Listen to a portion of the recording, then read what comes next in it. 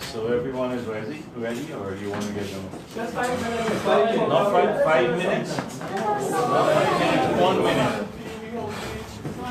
Yes. Right, I know the place is packed. But we'll give you 2 minutes. 2 minutes to set up.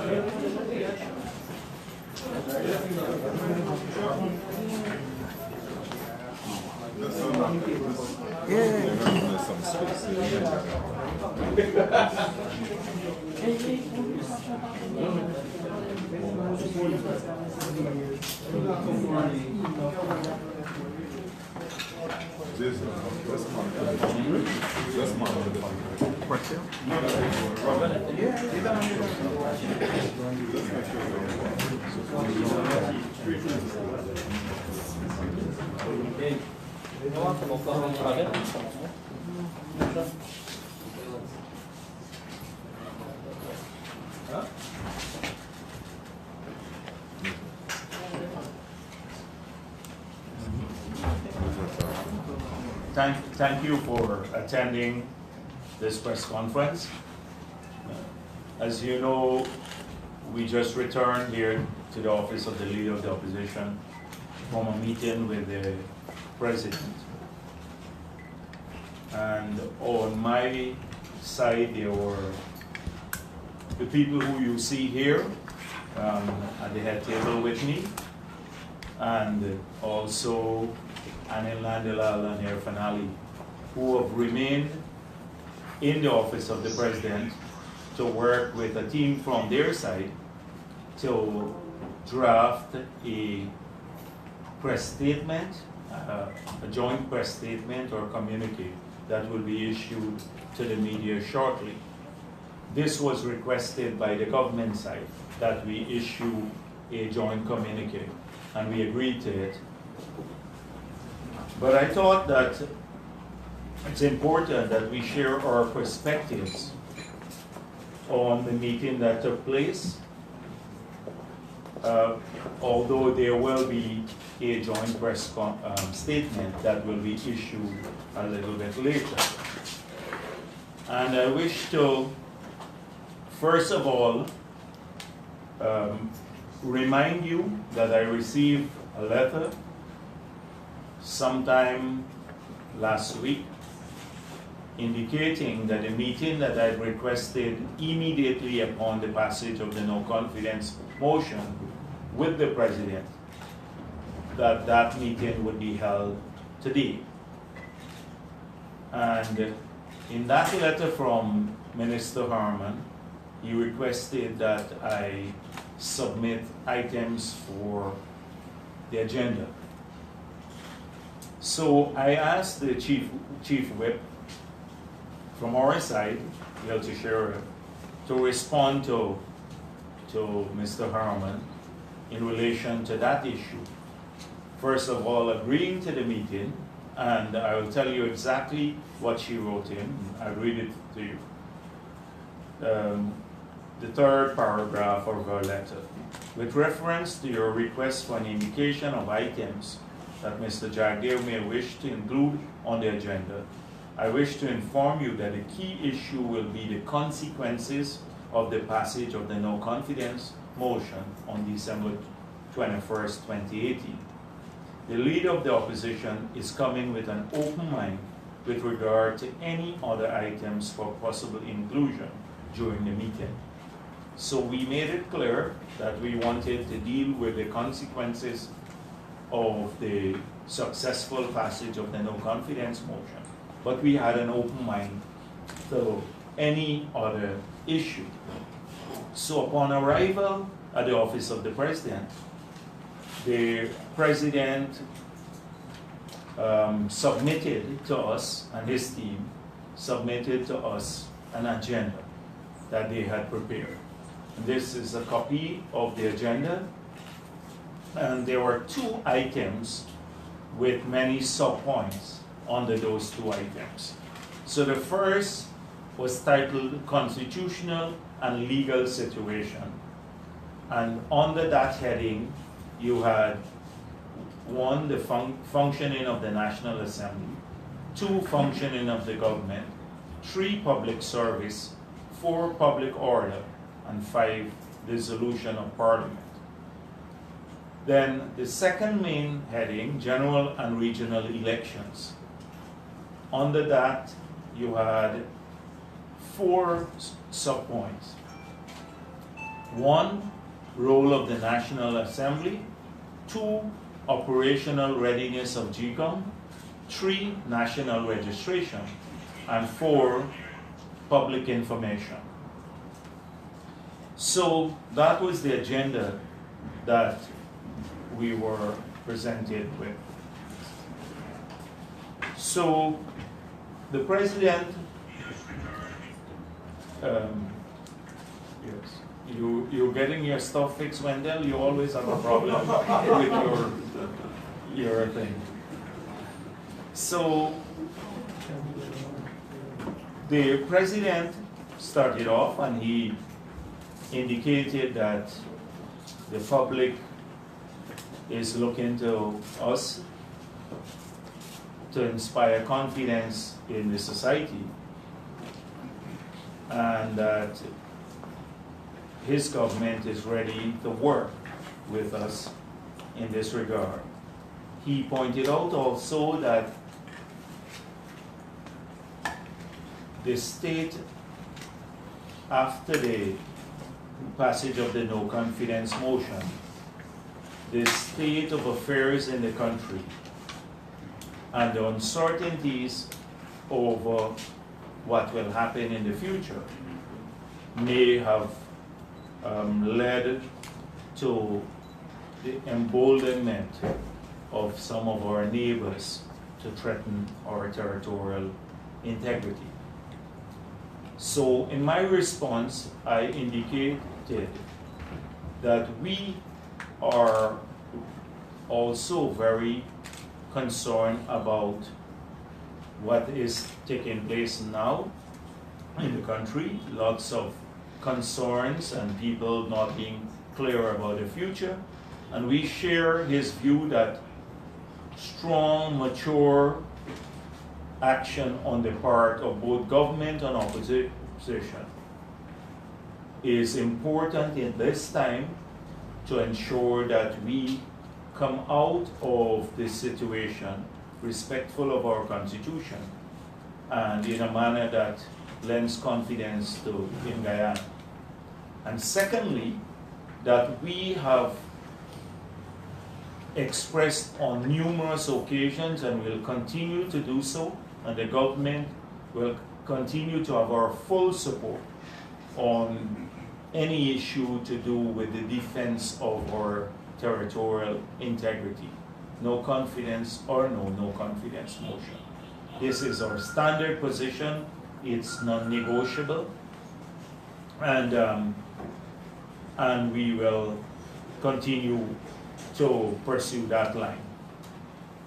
So, in the discussions that follow, I just want to give you an idea of our positions and what took place. So I pointed out, and I can only do so from our perspective. I think the president has spoken from his perspective, and I just want to tell you some of the things I said at the meeting. So I pointed out that after the very lofty statements made by the president and the prime minister, and after the passage of the no confidence motion, we have seen a deterioration in the situation, largely because of actions on the part of his government. First of all, seeking to review the no confidence motion, the passage. First of all, publicly reneging on it, then writing the speaker to review it, and now the filing of the court case. And also, at the end of the meeting, we spoke about the language being used, the inflammatory language to polarize the society. So we believe that the government has not acted in good faith in this period. And I pointed out even to the president that, you know, he had time to meet with the media and a media brunch and everything else, and yet it took 18 days to have this meeting at such a critical time. But nevertheless, that we were pleased that we had the meeting finally, and we can now get down to work. But we had to register that because we believe the government could have treated this with greater priority. And at one stage in the meeting, I had to point out to him that his Attorney General had indicated that one of the reasons why they filed the court cases, it was to strengthen their position in the talks. So this was the opening of the meeting. We were happy to be here, nevertheless. So there are a couple of things that the president indicated. I suggested that rather than the president wanted to start with the functioning of the National Assembly, the subpoint. And I said, no, I believe we have to start with the main head, constitutional and legal situation. So our position remains the same, that the no confidence motion has been passed in the National Assembly, that the Speaker, who is at the head of the legislature, indicated at that very night that the motion was carried, the clerk issued a resolution to that effect. That the government then asked for a review, the Speaker to review his decision. And he said, although I have the powers to do so, I decline to do so. But you may seek an interpretation in the court and for the future in the National Assembly, for the future.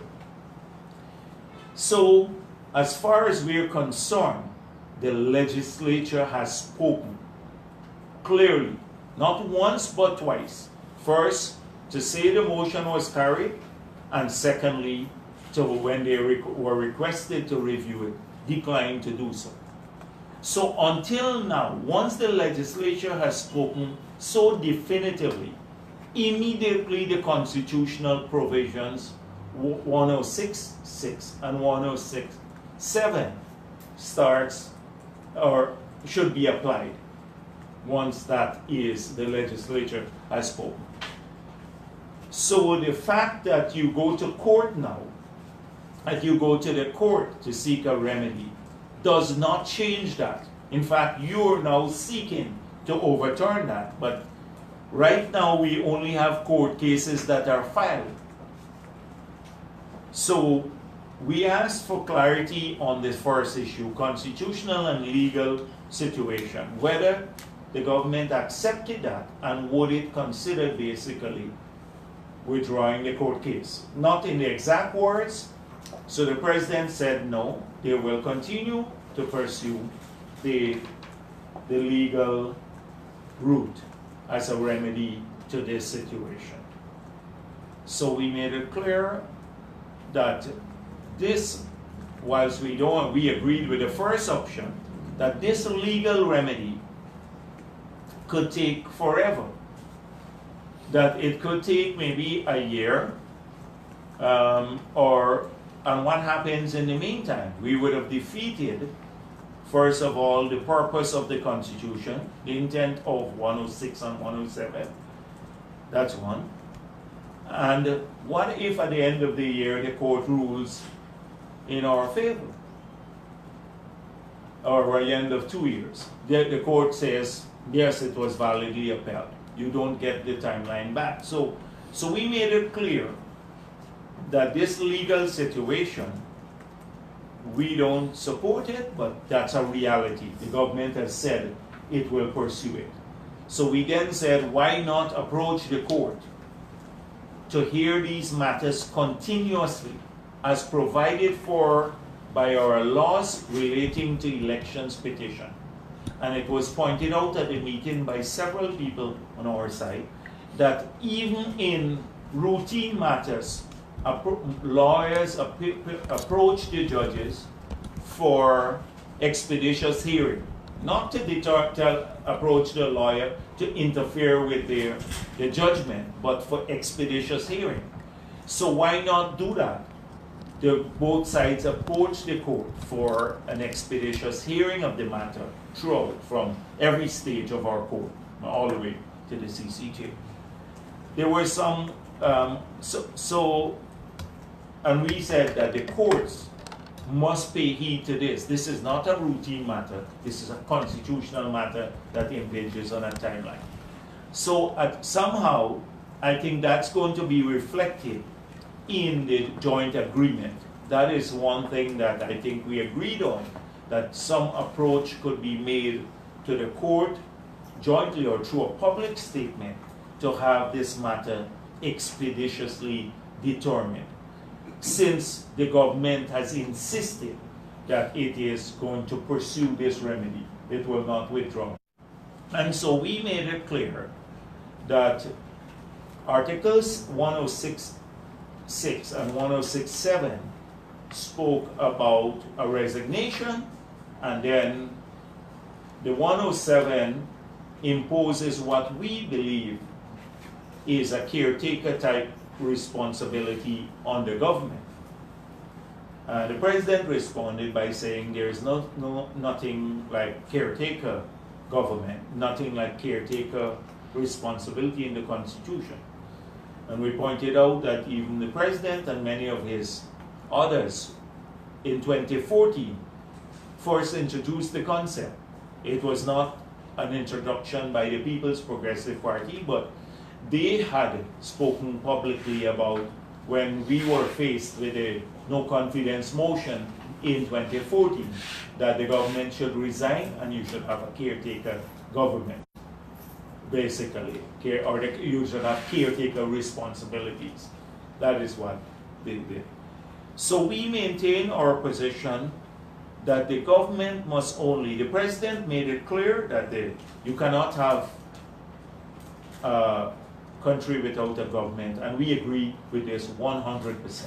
And I made it clear that our job is not to stymie the functioning of the government. And so where public order is concerned and public services, etc., those have to continue. But we believe that, when we continue to believe that the parliament must meet only on matters related to the conduct of elections or any other matter that we agree to, and routine issues. Not the parliament, but that no new legislation, we made it clear, should be initiated in the National Assembly, and that the government should function more in a routine capacity in its conduct of the affairs of the state for the period, the 90 days. So that was our position there, but we do not want to have a country without a government. And that is not contemplated for by our Constitution. Although it speaks about resolution, it still confers, when we believe in 106.7, a caretaker responsibility. And therefore you'd have the government functioning in this regard. The issue of dissolution of parliament never came up because that is dependent on the date of elections. And so we could not determine that. In terms of general and regional elections, and the sub-items, we agreed to the role of the National Assembly. We agreed that the role of the National Assembly, in fact, the President himself said that that it is only the National Assembly that could extend the 90 days, the deadline imposed upon us by our Constitution. So we agree that the Parliament has a role, or the National Assembly has a role in terms of the second topic, general and regional elections. The second point there, operational readiness of GCOM. We agreed that GCOM has to be ready and we have to start urgently, and there is an agreement which I think will be reflected in the joint statement or the joint communique, which would indicate that they will meet with GCOM. We have indicated from our side, Gail Teixeira, and they have indicated that Amna Ali will be their team. And the two persons and maybe other members who may wish to join them could meet with GCOM to determine its operational readiness. The third item says national registration, and we pointed out that the current list is valid up to the April 30th. The President himself pointed this out too. And therefore it goes beyond the period, almost a month and a half beyond the period, to the outside date for elections, which is as imposed by the Constitution, that is around the 19th, 20th of March. So the list is valid up to the end of April. We pointed out that both sides never had a problem with the list for local government elections. So there shouldn't be a problem now. And that they not issue the point about national registration being here, that this request for national registration and funding for it by GCOM was in the budget, and it preceded the passage of the no confidence motion. Therefore, the $3 or so billion that's set aside for national registration could be used for something else now, because national registration would have started sometime in June. That's what GCOM was planning for, and will probably take about a good 6 months to a year to complete. Clearly, that can't be pursued at this point in time. So that is out the window. And then public information, as I said before, we agreed to this issue. I also indicated, we spoke about the mood and about the poisoning of the atmosphere with these wild statements, you know. I think it was Vice President Carl Granger who mentioned that we should make sure that we tone down the rhetoric, and I had to point out to the President that it is some of his people who have been making reckless statements, who have said that there were 5 other moles that we bribed to be in the government's camp. That is the Attorney General, Ramjatan and Norton, making statements about how I and the PDP bribed Charan Das without any evidence. We have had all sorts of wild statements from their side. And they have started back with, I pointed out, the old rhetoric of us killing 400 young Afro-Guyanese. They've started that vile campaign again, and can be traced directly to many in the PNC camp. And the President made it clear. He said to us that I speak for the 6 parties, and nobody will make allegations. I will ensure that no one makes allegations without evidence. So we were pleased with that, and we will hold him to his word about that issue. Overall, you have had, from our perspective, some of the issues that took place. I just wanted people to understand that. I'm sure that the President and the others who were his team will share their perspective. There will be a joint statement. It's a good first meeting.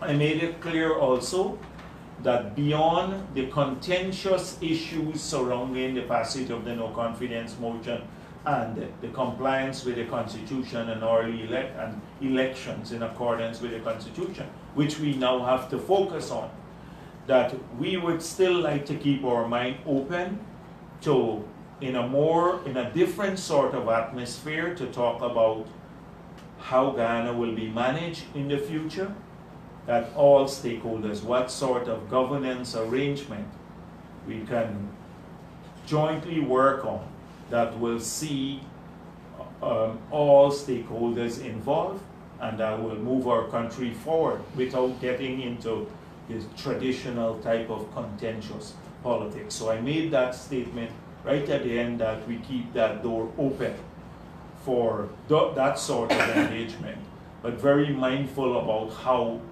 this atmosphere now is poisoning the mood for that sort of engagement. So these are some of the things that we spoke about at the meeting. And as I said before, I share the President's view that it was a good meeting, and that both sides share the view that we want stability in our country. We want stability in our country. We don't want our country to go into a constitutional crisis. The President said doesn't want Guyana to be seen as a failed state. He used the word failed state. We don't want this, because if we go past the constitutional deadline, that is where we're headed. And so we don't want that. We're glad that we had the meeting, although late, and we'll continue to work, hopefully together, to overcome some of these issues. Thank you. Regular Prime News. Sir, even with the agreements and what will happen with the courts, what you have set out, and Mr. Sharon Ali meeting with GCOM, is there any indication that an election will happen this year from all your discussions? Elections have to be held this year. The Constitution says that. I believe that the President and the others would not have put on the agenda for this meeting, which is a meeting to discuss the consequences, as I indicated to him, the consequences of the passage of the no confidence motion. They have put on the agenda. This is an agenda submitted by the President to us. Operational readiness of GCOM. So I think they also share our views that elections have to be held.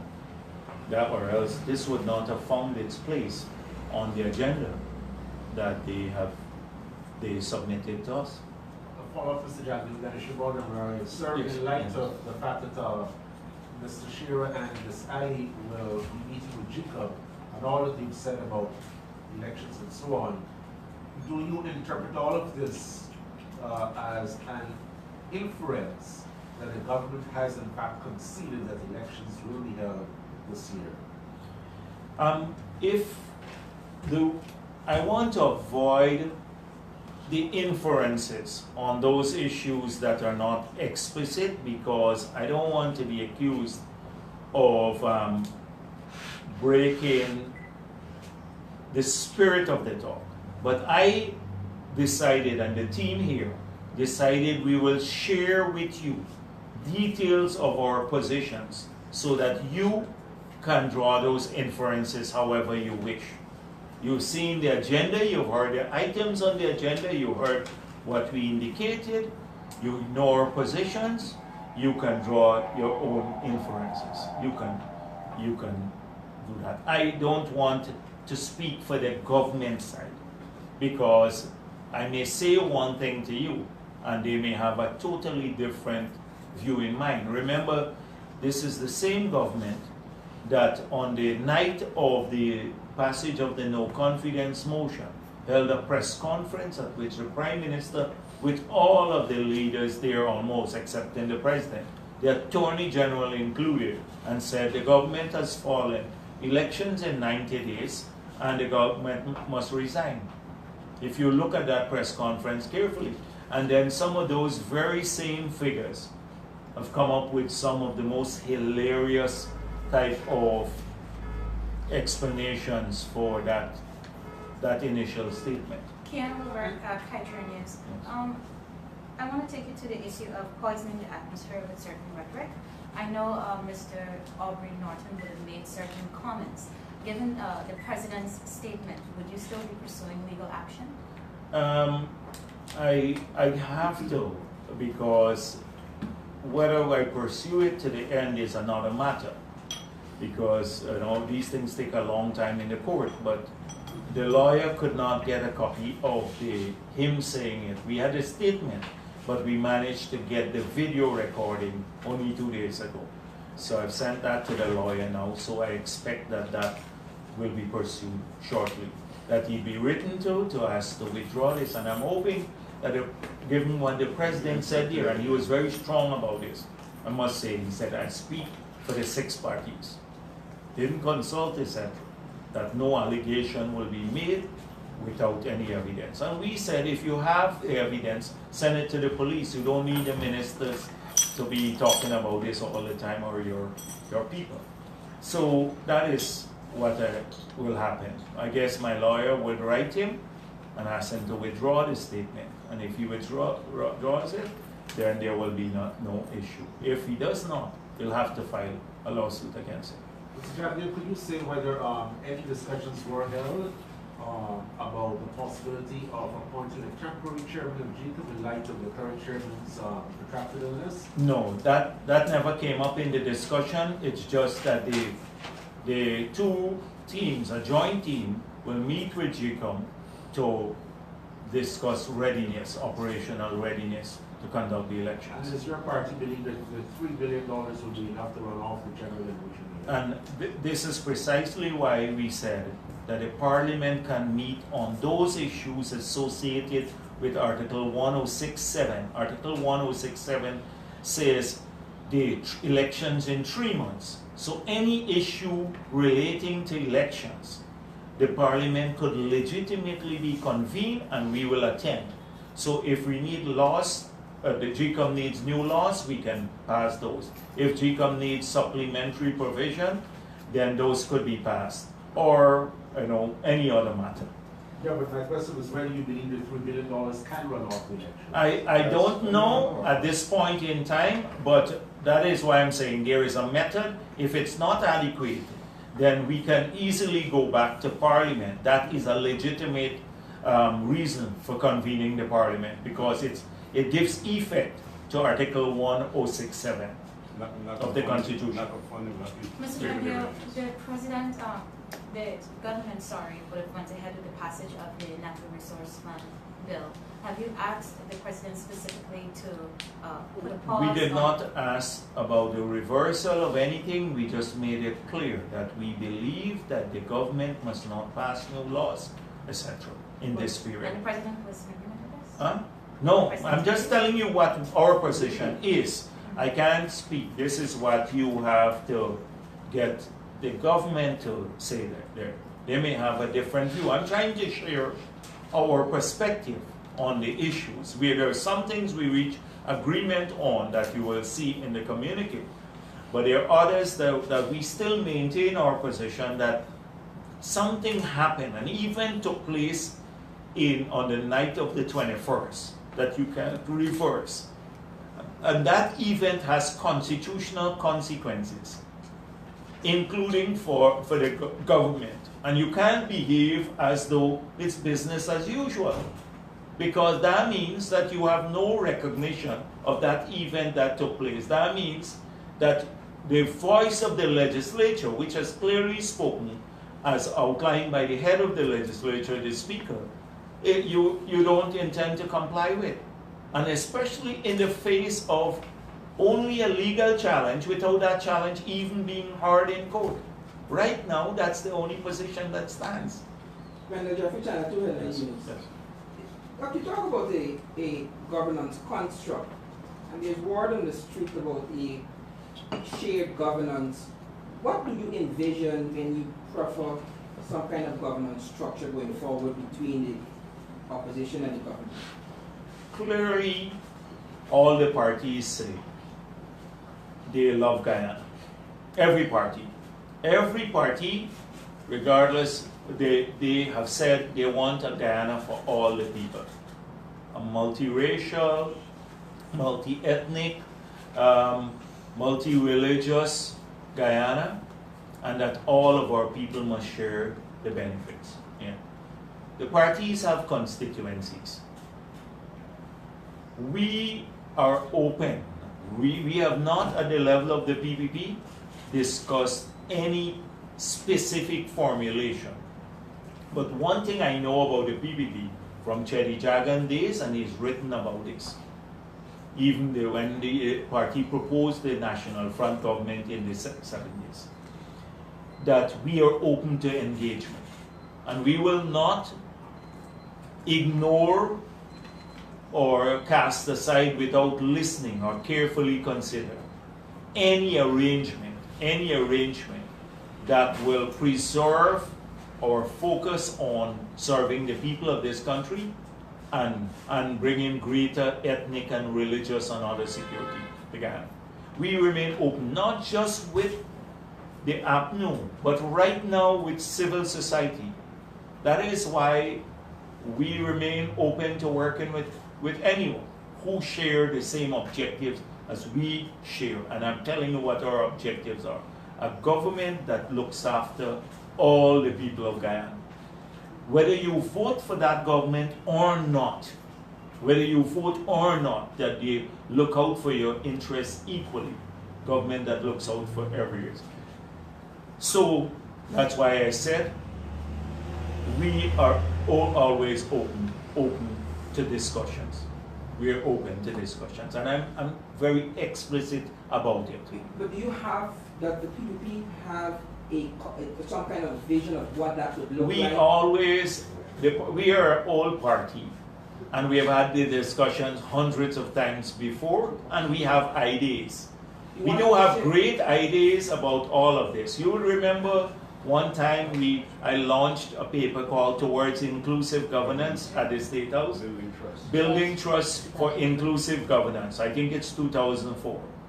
So even if you look at that, you will see that's a documented position. But we've had, at the level of the executive, hundreds of discussions on these matters. And I will tell you that every member of our leadership believes in reaching out and being open. Every member. And so I'm not going to start speculating now about what form or shape it will take. But the objective is good for Guyana. If we all share that view, then I'm sure that we can find a way of working together. Mr. Jagdeo, to what extent will the meeting by Mr. Shearer and Ms. Ali determine a time frame by which the government and the opposition can go back to the National Assembly? Sure.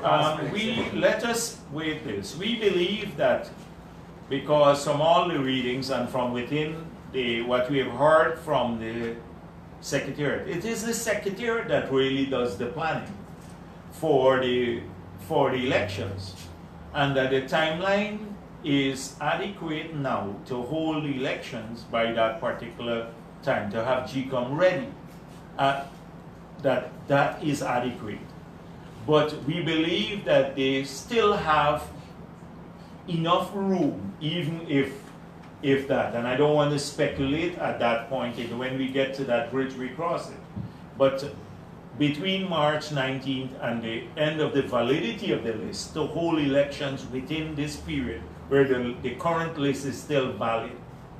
So if that is the case, and that does necessitate us having to return to the National Assembly, I indicated this at the beginning, a 2 weeks difference or a 3 weeks difference, if that's what we have to all go together to the Parliament to extend the timeline by that.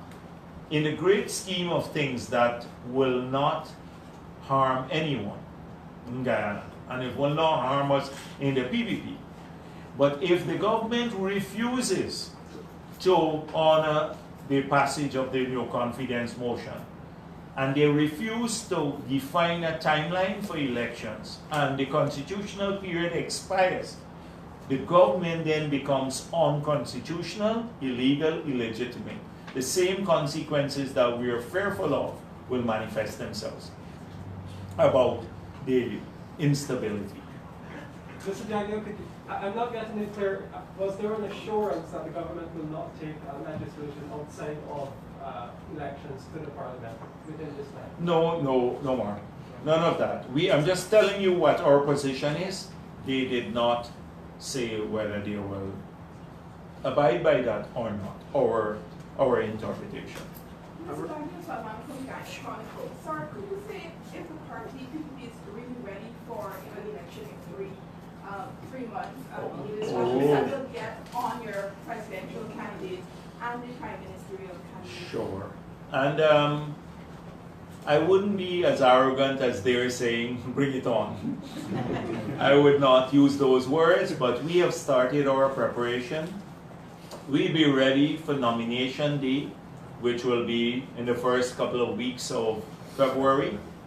We are already starting to discuss not just our presidential candidate from tomorrow. We'll have presentations from the 5. We will move swiftly. We have already been we have already started to work on candidates for the regional level, at the regional level, for the geographic list and also for the national top-up list. We're putting all of our structures in place. As I'm speaking here, our leaders, some of our leaders are in the Essequibo Coast. I saw a massive meeting there, getting the coast ready. We are ready to take this, and it's just it's a matter of time for us, and we will keep making the same promises that we're making to everybody and that we've said. We're reaching out. We want to get as many people to join us. We want as many people to contribute to our policies. We started our manifesto committee. I have a team. We'll start meeting with various elements of society. We're setting up a number that they can call in and share ideas for our manifesto. We started working on our manifesto. A lot of it is known already because it's about jobs and cost of living and a reversal of a lot of the hardship measures that they have put in place. That will preoccupy us for the first year or so. So a lot of it still getting the economy going back again, involving young people. These are things that are standard. They will be in our manifesto. And so we already can see the shape of it, what we're going to do. And right down to the policy level. So, as I said before, we're going on a platform of inclusion. Everybody in Guyana must benefit from the future. 2, this oil and gas thing that you're talking about, the PPP wants to get its hand on the oil and gas money. That's their rhetoric. But we made it clear, we will pass legislation as soon as we get into office to criminalize behavior that we saw by this APNU government. We made it clear that every cent collected from oil companies have to be notified to the National Assembly and published in a gazette maybe, so that within a particular time frame, say a month or 2, by the Secretary to the Treasury and the Minister of Finance. Should they fail to do that, they'll have a jail term associated with just failure to inform the country about receipt of money from oil companies. That will be one of the first pieces of legislation outside of the ones for the Sovereign Wealth Fund. The Sovereign Wealth Fund and the other issues that we have to deal with, like local content policy, all of this will be worked on. The streamlining of the structure, the Energy Department versus the Petroleum Commission, and all these things have to be worked on urgently. But that's the first thing. So nobody could collect a single cent from the oil resources and have it there. So I just wanted to tell you that we are ready. We know what we have to do. We already have our programs. We are broadening that. There are lots of things that civil society want that guarantees that we are prepared to give, that we will be accountable to people in office, that there will be safeguards for public expenditure. All of these are part of our plan, and you will see them rolled out. And we are ready logistically too. So we are ready. The presentations by the 5 candidates will be done in-house, am I correct, sir? The presentations will be done in-house before the executive committee. Why not? Yeah. Well, yeah. Why not make it public? Why not have the presentations done publicly? I'm sure the public will want to hear what are their views. I'm sure maybe those presentations will end up in the public domain. But if we allow just, let me tell you, I see a poll going around that we didn't authorize. And about 20 persons called me and said, every time we click on the poll, we're not seeing the number moving. And I believe it's done by someone not sympathetic necessarily to the PPP, who want to spread dissent in our ranks. There's one thing, and I'll be clear, whoever is selected, the same people, they will try to come after that candidate. And we will rally around that candidate because the party has a program.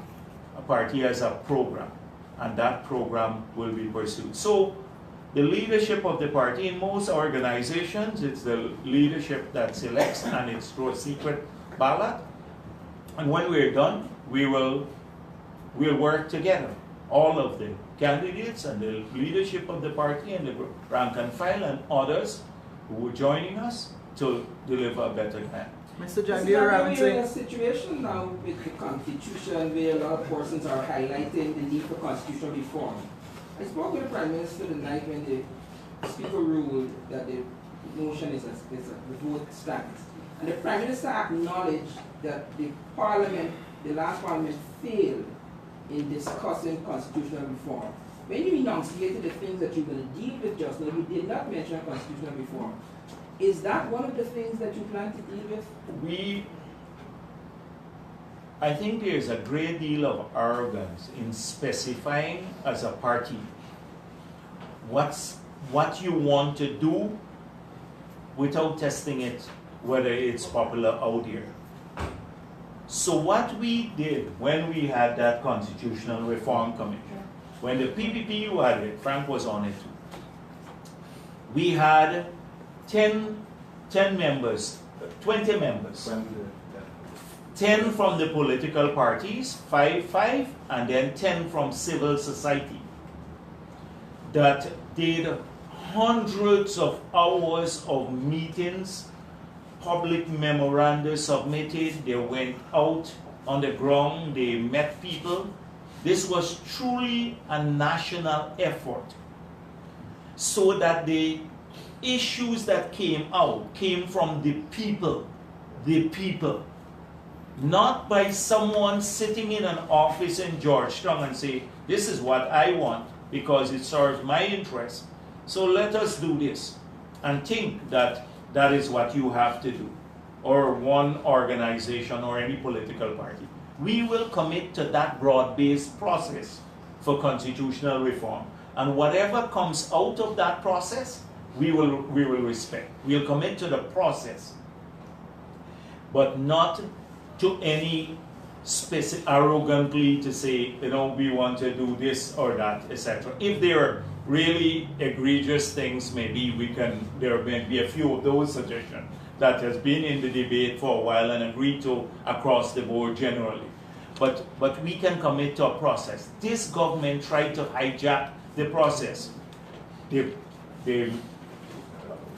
committee, Nagamutu, then they put Nigel Lewis, then they left out even a lot of the political people from our side too, and they want to pursue constitutional reform. Constitutional reform is not something that you toy with. And look at the extent to which we change the Constitution. Many people don't even use some of the features that we put in place. So that is what we will commit to, an approach. In our document, you will see that approach. And to do otherwise will be arrogant. That we in the PPP, we know everything that people want to put it in a document, or any party for that matter who says that, and outline. I see some of the newly formed parties, and let me say something about that. This is a free country. Everybody has a right to form whatever you want. But I believe that you can't go and say, I'm coming in here I want the following things happen. And you haven't even consulted with people as yet. Who you're doing it for must come from the people of our country. Mr. Jagdeo Robinson, News Source. Sir, could you say how soon the two chief whips are expected to meet? One, and two, in relation to the expeditious hearing, could you say what actions will be taken in pursuit of that?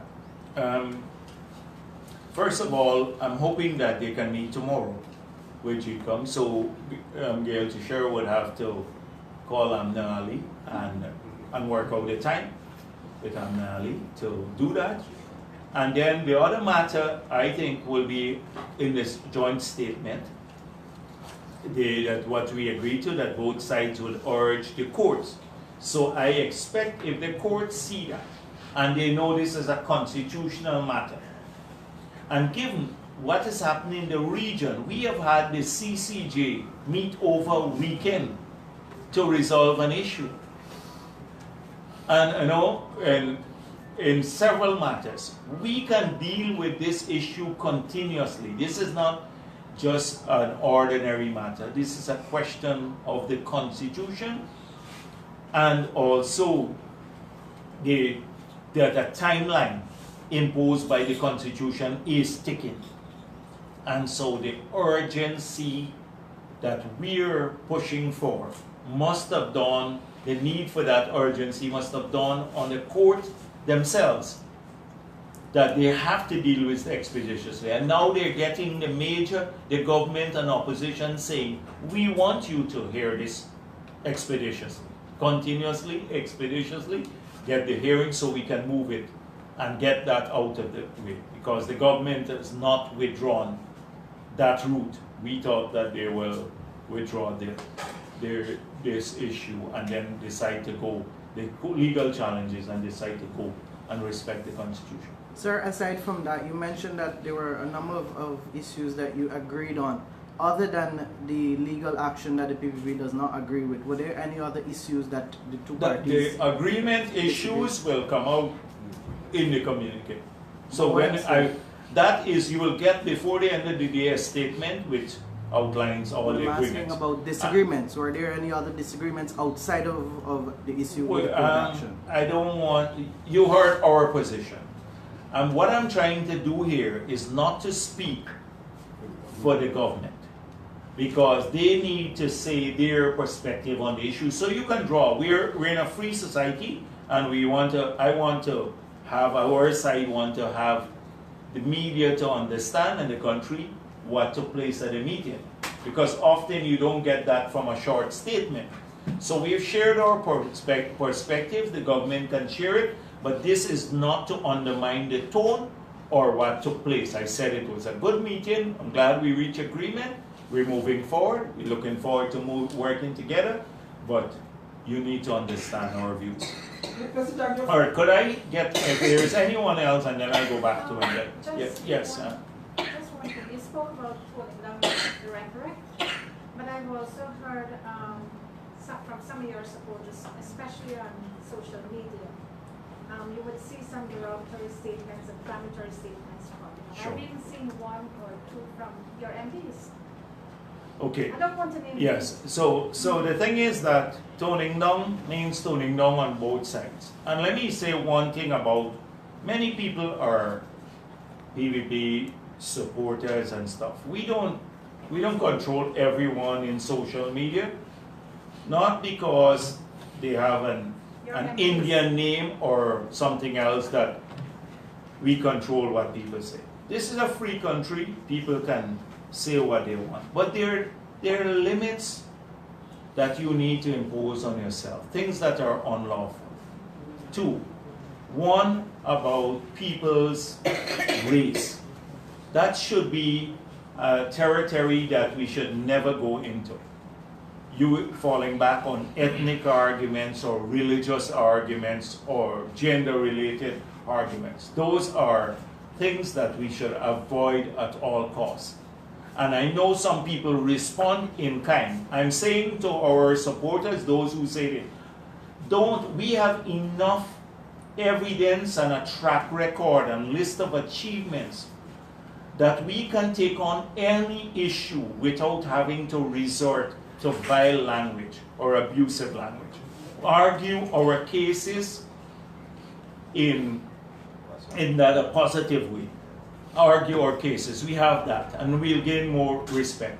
Don't respond. I know sometimes people say to me, oh, the provocation is there and it's vile. And don't respond in kind.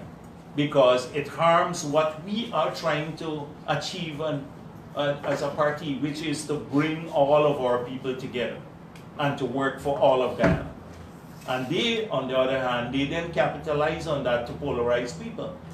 You've seen all the negatives, people about who we killed and everything, drug dealers now operating out of Freedom House, and everything, guns that we're bringing in guns. It's pure nonsense.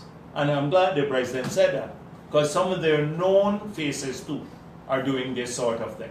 So it goes for our side too, Miranda. Mr. Sheriff, could you tell me, in terms of determining the readiness of JICA, what are some of the things you'll be looking for in your interaction with the Commission and with himself? I think those are things that Amna and I have to talk about, but what our interest in is to know what a detailed time frame of GCOM's readiness with timelines within the constitutional timeline of the 90 days. That Dennis, is catered for operational readiness of GCOM. Yeah. So it requires them to say, to determine operational readiness, they have to say, one, it takes 60 days or 32 days for nomination. So if you subtract from this date 32 days backwards, it means that we have to be ready by a particular date for nomination. Then how soon can we get the ballots printed? How soon can we get an official list of electors out for, all of those things must be on a timeline. So I suspect that is clearly defined here, and when the government put this out, operational readiness of GCOM. Yeah. So, and this is what the Secretariat does. Mr. Jagdeo, Mr. Hamilton, can you go into detail on the process that will take place tomorrow and Friday regarding the pitches? What is the committee looking for in a presidential candidate, and when can we expect the committee to meet again for the voting process? At the end of the meeting, after the 5 presentations, there'll be a meeting and we'll determine which day we'll meet again to probably move to the finalization of the process. So that will be determined at that time. But people are free to present in the manner that they wish to.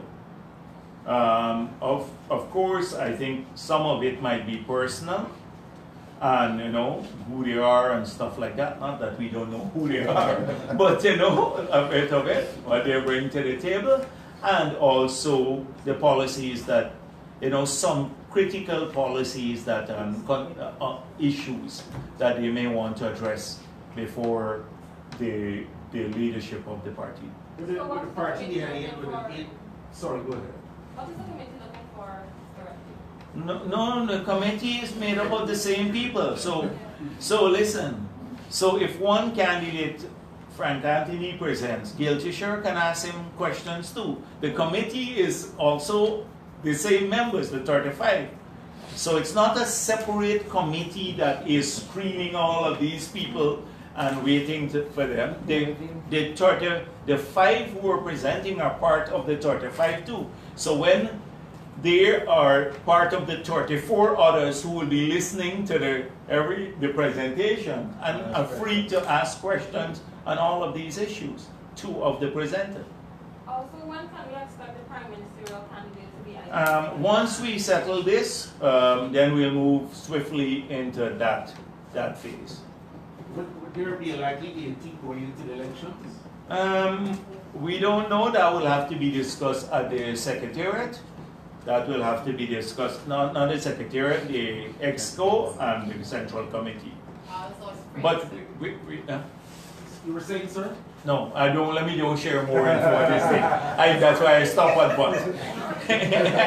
I don't share info. But I was just gonna say we have fantastic candidates. Did the issue of shared documents come up during the discussion? No, that's not on the agenda. Is That's it something? No, but it's something that, that's what I said at the end of the meeting. I explained what I said. You didn't come in and said, I don't think so. You were here from the beginning? Okay, all right, but I explained what I said at the beginning, and then when they'll ask me about to define it, and I gave him an answer. Doctor, persons have been want to question judicial judgments. Do you think, is it the PP's resolution that you will agree with any judicial outcome on this matter? The thing is that I think it's so clear that this matter will be thrown out. The 32-33 argument is not flying anywhere. It is, I don't understand. I'm ludicrous, silly, ridiculous. I don't understand. I ran out of adjective. Any ordinary person would know. They start by dividing in 32.5. If it's 32.5 is half, and you get 33 persons voted, 33 is greater than 32.5 by 0.5. 2 is still greater, and so if you can divide people, it is nonsense. And they spoke about absolute majority now. Nowhere in the Constitution it speaks about absolute majority. So in this case, 33 is a simple and an absolute majority both. The question about dual citizenship, 165.2. Read 165.2 of our Constitution.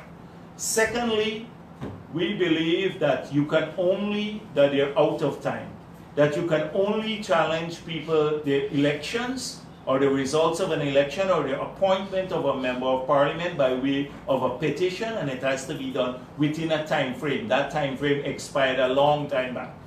Thirdly, if they do succeed, it will be for the future. How will they have retrospective application? These are simple things. That's why I think the speaker said for the future. Because if it does have retrospective application, does it stop at the no confidence vote? Or it will go all the back to invalidate the entire government since they took office? Because he was a dual citizenship, dual citizenship at the beginning. They selected him, not the PPP. They selected him, they put him in there. He was sworn in. They didn't have a problem with him voting all the time as a dual citizen to pass all these legislation. And now they want to conveniently, because he voted in a particular way. The court needs to look at all of this. I saw a good thing from Vivian Williams, who was in Demerara Waves. He explained that too, and he gave an analogy where, an analogous situation where a football match, that you put an illegal man and only when the own goal is scored, then you decide you want to invalidate the win by claiming that he is not properly there, properly selected. This is the nonsense. So I think they're just using the court case to drag this out for a while. And I didn't want to get into the legal issues and stuff. I think that's what they're doing. Sir, you said the PPP has fantastic candidates, the presidential candidates. All the candidates. All the candidates, we have fantastic leaders too. And many, yeah. Do you have a preferred choice, sir? No. Even if I did, I wouldn't say it at the press conference. and I have one vote. Mr. Jagdeo had a lot connected news. Mr. Peter Ramsuru was in Parliament on the night when Mr. Chandas made the vote. He's here. We see him again following the meeting with the meeting you had with the president and so forth. He's here again today. Can you say what's the relation between Mr. Ramsuru and Peter Ramsuru was on our list of candidates, and most likely he will be on the list again in 2015. So he has been in the forefront. He advises me on economic issues. I've spoken about this. So his presence in the National Assembly, you should ask him about that, do an interview. I think he made a statement. He made a statement about it, and Peter is free to be friends with Chandas and and also a member of the PPP. Chandas has lots of friends on our side, and he has lots of friends. We have lots of friends on APNU side. There are lots of people who have friendship across the political spectrum, and this is not unusual. Whether there was an inducement for Charandas to vote in this manner, the answer is categorically no. So the Chronicle and the others, because Chronicle really has become a vile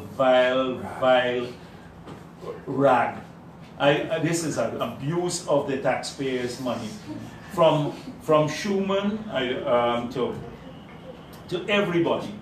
They get all the PNC accusations. The instructions seem to come directly from Congress Place, and I hope the president looks at the Chronicle too. In fact, I may do some clippings and send it to him. I'll do some clippings here, because that's all they do. Destroy people's reputation. Look at what Basil Williams said. He said we had 5 others that we compromised. 5 others that he didn't want to say, that the PPP had 5 others. So we also, the 5 others would have, there's an assumption that we had compromised them too. Pure nonsense, unadulterated nonsense. And Peter Ramsarup is a member of our team and will remain a member of the team. And he's free to have friends from the PNC, from AFC, WPA, and any other Guyanese for that matter. I think people are curious about what had happened when you had a friend in his apartment, and why now you're his friend or he's your friend when you're here together. I think that is what people He is not Peter is my friend. Peter is a member just like anyone else. So, there was a whole story and allegation about, having a friend in his apartment. And there were allegations. You know that story very well. okay. And how that friendship has evolved. I'm not getting. I don't have friendship, and I don't let personal issues cloud my ability to when people have contributions to make. Christopher Ram sued me on a frivolous charge, and I speak to Christopher Ram now. Open. I put up his name as a nominee to GCOM for a man who took me to court, and I had to go to court and etc. and fight through that issue, and then I put his name up to be the head of GCOM. A lot of the people I put up to head GCOM were in the AFC camp in the past. I don't allow personal issues or anything else to determine they see the worth of people or their fairness or their contributions that they can make. That is how I approach my politics and this country. Mr. Jagdeo, given the fact that Mr. Charles Basalt said that he had sought assistance from Mr. Ramsup as far as security was concerned in government spheres, and Mr. Ramsup was all there throughout the day. I would suggest, Dennis, that this press conference is not about Peter Ramsarup.